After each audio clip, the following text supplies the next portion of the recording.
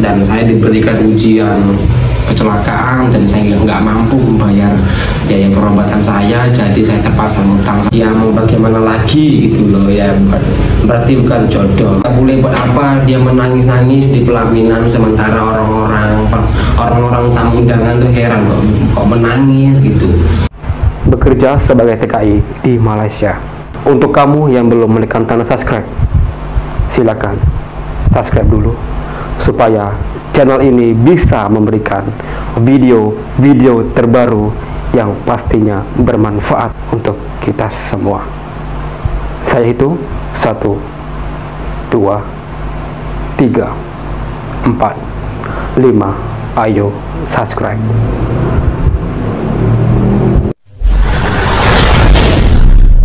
RKR, Ruangan interogasi kisah-kisah TKI Roy Amor Official Story. RKR. Assalamualaikum warahmatullahi wabarakatuh. Nama saya Agung, saya dari Jawa. Saya sekarang kerja di Malaysia sebagai TKI. Saya dulu mempunyai seorang pacar namanya Irma. Jadi saya berasal dari Jawa ya, dari Jawa. Saya itu sudah pacaran sama Irma ini dari semenjak SD. Jadi gini loh mas, jadi waktu SD itu memang kami sama-sama mencintai gitulah ya. Ya paham lah ya mas bagaimana cinta-cinta monyet. Tetapi cinta kami ini berketerusan mas, gitu loh, sampai SMP. Kemudian di SMP ini kami semakin yakin bahwa kita ini memang sudah jodoh. Tapi setelah SMA kami masih dekat banget, bahkan kami sudah seperti tunangan gitu loh. Paham lah ya, seperti tunangan, datang ke rumah mertua, datang ke rumah pacar sama keluarga, ya sudah kayak tunangan gitu loh mas. Tapi dan bahkan sampai selepas sekolah, tamat sekolah, jadi saya memutuskan untuk kerja di Malaysia untuk membeli sekaligus mengumpulkan uang untuk biaya nikahan kami. Kan nggak mungkin loh mas saya menikah pakai duit orang tua. Ya meskipun saya orang kaya mas, dan pacar saya pun juga orang kaya, tapi aku punya prinsip kekayaan itu milik orang tua saya mas, bukan saya yang punya. Jadi saya harus mandiri dan kerja di Malaysia. Jadi saya kerja di Malaysia itu bersama kawan saya. Kawan-kawan saya ada 3 orang, namanya Irfan dan Rizal. Jadi Irfan dan Rizal ini kawan aku dari SD juga, satu kampung gitu loh mas. Ya kawan-kawan dari kecil gitu sampai besar, akur gitu. Jadi kami kerja di Malaysia. Sebelum kami berangkat, dan karena saya punya pacar yaitu Irma, jadi kami sudah minta izin, dan kami sudah, pokoknya satu malam itu kami sudah berduaan ya, paham lah ya mas kayak mana. Bahkan di situ kami sudah buat kayak semacam perjanjian gitu loh mas, untuk meyakinkan aku sama Irma itu benar-benar cinta, benar-benar ingin menikahinya gitu loh mas. Orang tua kami semuanya setuju mas, setuju banget. Keluarga pun semua setuju, karena niat saya pun baik mas untuk mengumpulkan uang untuk biaya nikah gitu loh mas. Saya nggak mau pakai duit orang tua saya, walaupun orang tua saya ini oke besar, kaya, tapi saya punya prinsip harus mandiri gitu mas. Selama 3 tahun itu saya kontakkan dengan pacar yang macam biasa loh mas, telepon, video call, yang ngono-ngono wae, WhatsApp, Messenger, tengok Facebook, Instagram, yang ngono-ngono wae mas. Jadi setelah saya bekerja di Malaysia beberapa tahun, saya tunangan supaya mengikatnya lah, supaya benar-benar agak menjenjang yang lebih serius gitu loh mas. Saya sudah tunangan dan saya minta waktu 1 tahun. Itu pun tergantung kondisi, karena setelah saya bekerja di Malaysia mas, beberapa tahun kemudian itu COVID, jadi ya nggak boleh balik gitu loh mas. nggak boleh balik. Jadinya mas, sementara saya sudah tunangan gitu loh, sudah tunangan 1 tahun baru menikahnya, dan ternyata nggak boleh balik mas sampai 2 tahun baru boleh balik. Saat lockdown itu mas, kontakan kami biasa aja mas, macam biasa, macam biasa, tidak ada tanda-tanda dia selingkuh ataupun bagaimana. Jadi mas, 1 bulan saya sebelum balik ke kampung, saya sudah siapkan semua tiket-tiket, perlengkapan uang saya sudah saya siapkan untuk menikahnya gitu loh, untuk bikin pesta. Jadi 1 bulan itu nomor dia nggak aktif lagi mas, nomor telepon dia, Facebook dia, Instagram dia udah nggak aktif lagi gitu loh. Saya kontak dengan kawan-kawan saya, kawan-kawan dia, tapi kawan-kawannya dia itu pun sudah merantau, nggak ada yang tahu pasti. Dan kebetulan rumah saya sama dia itu lumayan jauh mas, beda kampung, jadi saya tidak bisa mengontrol kayak mana dia di sana gitu. Saya juga sudah hubungi orang tua saya, keluarga saya, nggak ada hubungan. Dan situ saya sudah makin curiga mas, kok kayak gini, padahal saya sudah pacaran sama dia dari SD loh mas, berapa tahun itu mas. Jadi mas, karena tiket sudah saya beli, saya terpaksa balik kampung. Sampai di sana mas, kampung saya sudah berubah, bangunan-bangunan pun sudah berubah, dan saya lihat rumah dia sudah kosong, sudah tidak ada orang lagi mas. Dan saya tanya kepada tetangga di situ, dia bilang dia sudah pindah, bahkan dia pindah sekitar 1 bulan yang lalu, berarti baru-baru aja mas. Tetapi tetangganya itu masih tahu bahwasanya dia itu pindah di Jawa Timur, alamatnya sekian. Tetangganya ini tahu karena waktu ngurus surat-surat dia ikut. Lepas itu dia tahu lah di mana rumahnya mas. Jadi karena saya sudah tahu alamatnya, dan saya pun nggak pas hati kok bisa kayak gini. Ya bayangkan aja loh mas, saya pacaran dari SD, di zaman cinta monyet, kirim surat pakai kertas ngono mas. Ya saya sudah cinta banget gitu mas, sudah bertahun-tahun, dari SD juga sampai umur saya 25 tahun. Jadi saya memutuskan minta izin kepada kedua orang tua saya untuk pergi ke Jawa Timur. Dan sampai di sana mas, Allah menunjukkan kekuasaannya. Walaupun saya nggak bisa menerima atas takdir yang telah Allah kasih, pada saat itu saya belum bisa menerima, tapi sekarang alhamdulillah saya sudah bisa menerimanya. Sampai di sana saya bertanya-tanya kepada orang-orang, mereka bilang nggak tahu. Kemudian saya sampai di alamat yang telah dikasih oleh tetangganya tersebut yang waktu di kampung itu. Saya lihat di situ ada pesta pernikahan. Aku agak sedih sedikit mas, ya karena apa ya, karena dari waktu, ya bayangkan aja loh mas, kita pacaran dari SD gitu loh, sudah suka, keluarga sudah saling menerima gitu loh. Jadi waktu tiba aku mau melamar sudah, 3 mau menikahinya balik kampung gitu loh mas. Sementara saya berjuang untuk mencari uang untuk pernikahan gitu loh, karena saya memandiri. Balik ke kampung, sebulan tidak ada kontekan, nomornya hilang, Facebook hilang, nggak tahu apa kabar. Dan saya dikasih alamat oleh tetangganya dulu. Sampai di sana saya lihat pernikahan.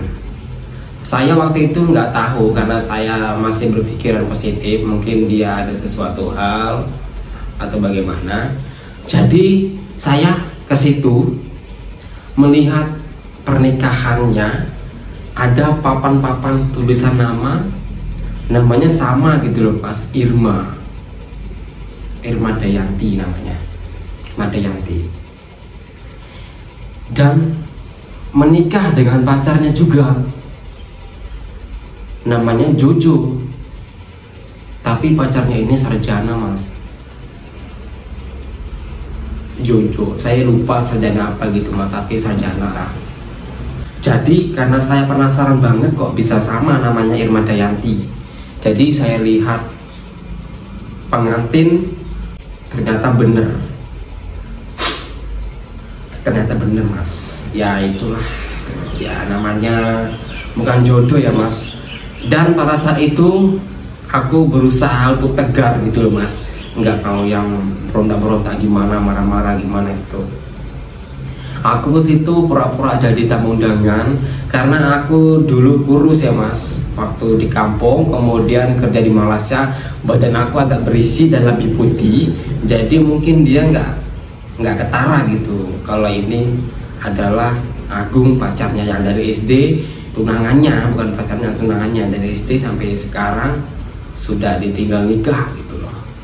Jadi mas, waktu itu saya makan di situ sambil melihat tunangan saya yang sudah direbut orang berada di pelaminan. Saya sedih banget, tapi karena pakai masker ya mas, tidak kelihatan banget, dan saya pun juga pakai kacamata, jadi tidak begitu kelihatan kalau saya sedih. Saya di situ termenung, ya Allah, badan saya gemetar kok bisa begini gitu. Dan pada saat itu saya langsung telepon orang tua saya. Halo, assalamualaikum mbak, bapak, ini Agung sudah sampai di rumah Irma, tetapi dia sudah menikah mbak. Ini Agung lagi ada di acara pernikahannya. Tapi orang tua saya itu nangis sangat mas, banget, nangis parah, karena dia terharu dan sedih banget kok bisa begini. Karena orang tua saya tahu kalau saya itu pacaran sama dia dari SD sampai besar. Masih boleh ketahan air mata saya, tapi orang tua saya yang perempuan itu loh, wong wedok, nangis parah, nangis. Jadi setelah saya makan, saya salaman dengan orang tuanya. Orang tuanya memegang tangan saya lama banget. Kemudian dia seperti macam kayak mana ya mas, kayak tahu gitu loh, ini mungkin Agung tunangan dulu. Kemudian saya buka kacamata dan buka masker, kemudian benar saya langsung dipeluk oleh calon mertua saya tersebut mas, tapi sudah nggak jadi calon mertua, mantan calon mertua lah gitu ya mas. Dia peluk, dia nangis mas. Kemudian si Irma tersebut melihat saya dan dia pun nangis, karena saya sama dia sangat-sangat mencintai mas dari SD. Jadi nggak lama saya sama orang tuanya Irma diajak ke belakang, di situ bincang. Jadi dia bilang, "Nak Agung, bapak minta maaf ya nak. Jadi waktu itu bapak kecelakaan, dengan ibu sekali kecelakaan, dan parah banget kecelakaan tersebut sehingga mengeluarkan uang beratusan juta. Jadi bapak nggak tahu harus bagaimana lagi, walaupun bapak orang kaya, tapi karena pada saat itu kecelakaan dan memerlukan uang sampai ratusan juta, kemudian dengan mamah sekali ratusan juta, jadi bapak terpaksa ngutang. Jadi bapak terpaksa ngutang oleh yang punya PT di Jawa Timur tersebut. Kebetulan dia adalah kawan bapak juga dulu waktu kuliah dulu, dan dia mempunyai anak yang sudah sarjana yang kaya juga. Jadi saya sudah buat perjanjian untuk membayar hutang-hutang tersebut, tetapi sampai pada waktunya nggak bisa gitu, nggak bisa membayar. Jadi kawan bapak tersebut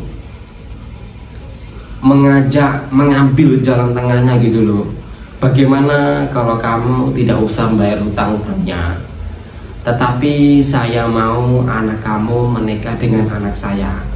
Anak saya ini sudah sarjana, kaya, mapan, tetapi dia belum menemukan jodoh yang cocok dengannya.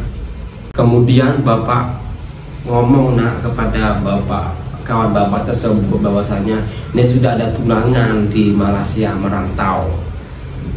Dia sudah pacaran dari SD sampai sekarang ini. Kemudian dia nggak menerima anakku.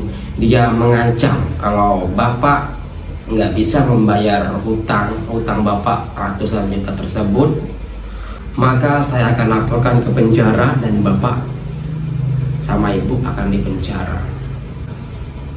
Meskipun dia itu kawan aku sendiri mas, kawan waktu sarjana. Memang dulu waktu di perkuliahan dia orangnya sedikit jahat. Kawan-kawan yang lain pun juga diusilinnya jahat. Dia mau anaknya menikah dengan anak saya karena anaknya tersebut jahat mas, walaupun sarjana kaya tapi sifatnya buruk. Jadi wanita-wanita nggak ada yang mau sama dia dan terpaksa menikah dengan anak saya.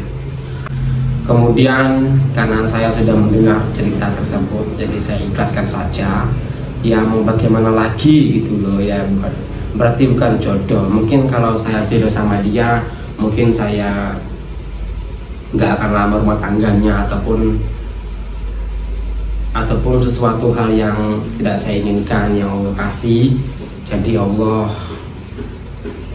mungkin ngasih yang lebih terbaik lagi untuk saya wanita gitu loh mas. Dan pada saat itu saya langsung pergi.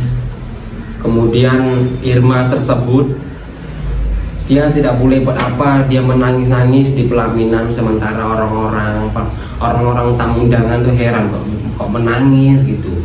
Sementara pacarnya tersebut bukan pacar ya, maksudnya sementara suaminya tersebut heran kenapa kok bisa menangis gitu. Jadi saya waktu kebetulan itu mau puasa unggahan gitu, jadi beli makanan, beli lauk-lauk untuk persiapan sahur esoknya gitu loh mas. Dan di pasar tersebut saya melihat gadis cantik banget, bahkan lebih cantik dari Irma, ayu, baik budi, santun gitu loh mas. Kebetulan dia jualan di situ mas, dan mama saya selalu membeli di situ. Tetapi mama saya tidak tahu kalau dia tuh belum punya suami gitu loh. Kemudian mama saya iseng-iseng, "Assalamualaikum dek." "Waalaikumsalam Umi." Dia manggilnya Umi karena sudah langganan, udah kayak biasa gitu lah. "Maaf, kamu sudah menikah belum?" Dia bilang, "Umi belum Umi, saya fokus mencari uang dulu untuk biaya pernikahan saya, karena saya nggak mau menikah pakai uang orang tua saya banyak. Ya walaupun setidaknya pakai uang orang tua saya juga, tapi separuh dari saya gitu loh, karena saya tipe orang yang mandiri gitu." Kemudian ibu saya yakin gitu loh. Kemudian dia bilang, "Ini siapa Umi?" "Ini anak saya, dia baru balik dari Malaysia merantau." Kemudian saya sama dia seperti ada rasa suka gitu. Dia melirik-lirik mata saya, curi-curi pandang gitu loh mas ya. Paham lah ya kayak mana kalau orang sudah jatuh cinta, curi-curi pandang gitu loh. Kemudian saya pun juga ada rasa suka juga gitu mas. Dan saya berpikir mungkin ini yang Allah kasih sebagai balasan pacar saya dari istri tersebut dinikahi orang lain. Kemudian saya minta nomor HP-nya. Kemudian orang tua saya sama orang tua wanita tersebut sudah telepon dan memutuskan untuk langsung menikah. Jadi nggak pakai tunang-tunangan lagi mas, langsung menikah. Karena saya uang pun sudah ada dan dia pun juga sudah ada uang separuh untuk biaya pernikahan. Jadi selepas raya kami langsung menikah, dan alhamdulillah setelah setahun menikah kami dikaruniakan anak kembar loh mas. Aku dulu nggak pernah menyangka gitu kok bisa punya anak kembar. Bagi aku anak kembar itu suatu anugerah yang sangat berharga banget, karena nggak semua orang dikasih anak kembar. Dan alhamdulillah keluarga kami pada saat itu romantis, sakinah mawaddah warahmah. Kami membuat usaha sendiri, membuat kedai sendiri, kami jualan di situ. Dan alhamdulillah jualan kami itu ada cawangan gitu loh mas, di mana-mana itu mungkin ada 5 cawangan. Alhamdulillah ada cabang gitu loh mas. Dan alhamdulillah setelah 5 tahun saya menikah, saya sudah punya mobil, dan saya juga sudah mengumrohkan kedua orang tua saya dan kedua menantu saya umrohkan gitu loh Mas. Alhamdulillah, mungkin ini rezekinya gitu loh ya Mas. Jadi untuk kamu anak-anak muda yang sudah tunangan tetapi gagal, jangan bersedih hati, mungkin Allah sudah ngasih jalan yang terbaik gitu loh. Karena kita kan selalu berdoa, ya Allah berikanlah yang terbaik untuk saya. Jadi pasrahkan saja kepada Allah, insya Allah Allah akan memberikan jalan yang terbaik. Seperti kisah cinta saya, walaupun dari SD kami sudah suka, sampai SMP, sampai tunangan, dan 1 bulan saya mau balik kampung untuk menikahinya, ternyata dia sudah dinikahi orang lain karena sesuatu hal yang tidak mungkin terjadi. Maksudnya sesuatu hal yang tidak bisa terbalaskan, yaitu utang dari orang tuanya tersebut yang diancam. Jadi ya mungkin ini sudah jalan takdir diri dia dan diri saya. Dan alhamdulillah saya menerima, saya mendengar nasihat dari orang tua saya. Ikhlaskan saja, pasrah pada Allah, Allah memiliki rencana yang lain. Dan alhamdulillah saya sekarang hidup sakinah mawaddah warahmah dengan istri saya dikaruniakan anak yang istimewa banget, kembar, alhamdulillah banget. Dan juga saya sudah mengumrohkan kedua orang tua saya, memiliki mobil. Ya bukan sombong gitu ya Mas, saya bicara kekayaan saya bukan sombong, tapi saya ingin untuk memotivasi anak-anak muda gitu loh Mas, maksudnya yang sudah tunangan ataupun yang dilanda cinta, jangan egois, pasrahkan saja kepada Allah. Jadi teman-teman, untuk kamu yang belum menekan tanda subscribe dulu channel ini, dukung channel ini karena channel ini akan memberikan video-video yang bermanfaat, yang bisa memotivasi kita untuk yang lebih baik lagi dalam kehidupan kita. Dan jangan lupa komen ya kalau kalian juga memiliki kisah cinta yang seperti saya ini. Semoga kita bisa menjalin silaturahmi gitu loh. Dan juga di share video ini, semoga anak-anak muda di luar sana yang memiliki kisah cinta seperti saya harus bisa ikhlas atas takdir yang Allah kasih. Wassalamualaikum warahmatullahi wabarakatuh.